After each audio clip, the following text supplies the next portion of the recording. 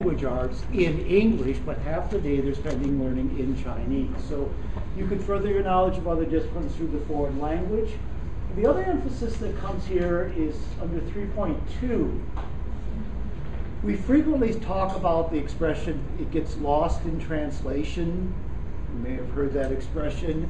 There are some concepts, certain areas, certain disciplinary foci that if you try to just render it into English, as I'm sure you feel that way very frequently, there are some concepts in your languages, Arabic and Chinese, that any sort of translation into English is inadequate.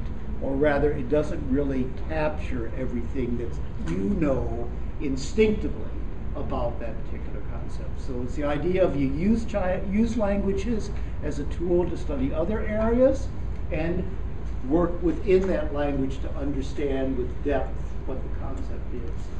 So we're going to go back into the small group activity, and you can work with the same group that you were doing before the break, or if you want to work with some other people, you can too. It's totally up to you. What I would like you to do is brainstorm about what sorts of language using activity you could have for your students that would address or deal with or provide knowledge about one, and we're just going to, because of time, you are having such a good time talking, I want to make sure we get through all 5 of these C's. So I'm only going to ask you to pick one. What could you have your students do in an activity in Arabic or Chinese that would allow them to understand something that is maybe not uniquely, but very much part of your cultures with regard to either math, social studies, or science?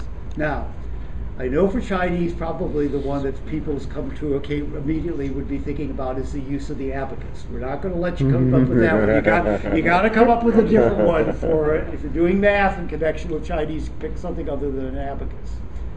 But go ahead and break up, as I said, into those small groups and think about what would be an interesting topic area. And keep in mind, interesting for the students you may be working with in math, social studies, which would just be history or geography, either one of those, or science. Pick one. Okay? So break down into your little group.